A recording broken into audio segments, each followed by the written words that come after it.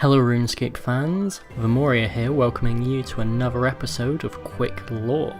This week we're going to be looking at everyone's favourite big bird of justice, Armadyl. As always, this series is about condensing the vast and often intimidating amount of RuneScape lore into smaller, easier to digest bits.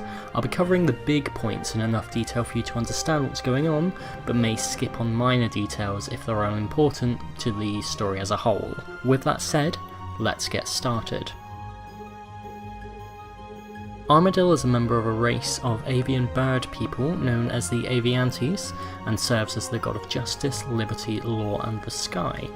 Armadyl's followers have traditionally been considered to be aviansies, but nowadays he attracts followers from all races. His major belief is that mortals and gods can live in harmony, but only when laws are made and adhered to by all. In some ways he can be seen as the more idealistic, potentially more naive version of Saradomin. I made a video about him, click this little eye if you want to see that. They want basically the same thing, that being peace.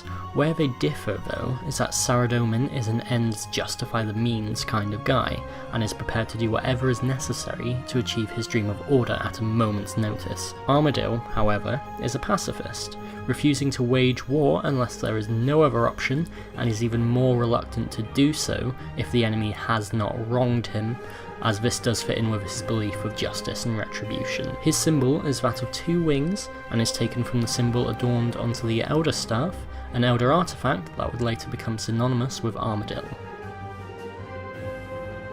Armadyl started life as a mortal aviansie on the planet of Abbinah, homeworld to the aviansies, to a priestess and a scholar. This is conjecture, but it's possible that his parents may be the source of his worldview. Armadyl managed to ascend before arriving on Gielinor, meaning that the staff of Armadyl was not involved in his ascension, as he only came into possession of that once arriving on Gielinor. Armadyl has hinted in quest dialogue that he's murdered other gods in the past, but no more information is available on that. I mentioned Abbinah earlier, the home planet of the aviansies race.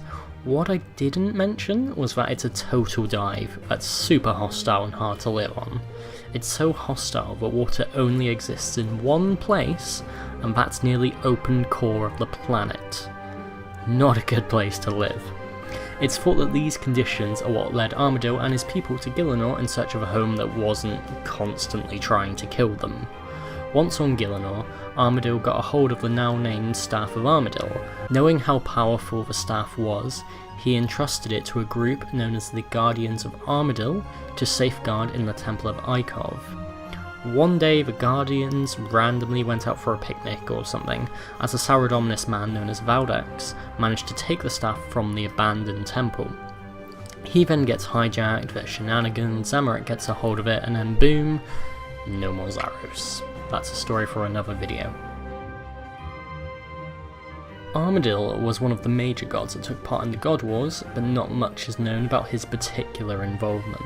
Towards the end of the age, Armadyl worked with Saradomin and Bandos to forge the Godsword, a weapon powerful enough to stop Zamorak, who they all saw as a mutual enemy. The God Wars were not a good time for the aviansies, as the entire race was believed to have been destroyed.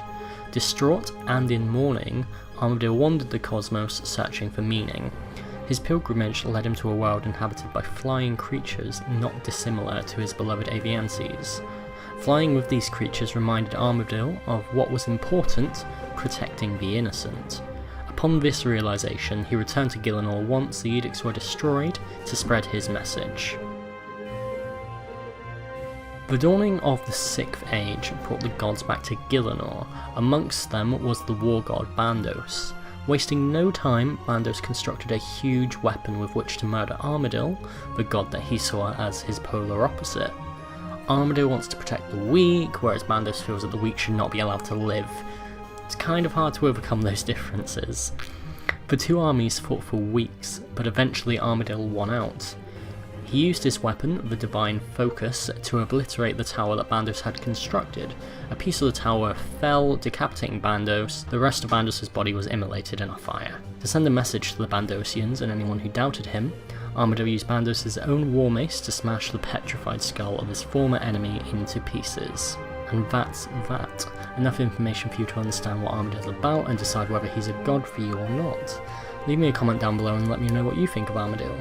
Do you agree with his peaceful stance, or is he just being naive, thinking that mortals and gods can live peacefully together? Be sure to subscribe and leave a like. Thank you very much for watching.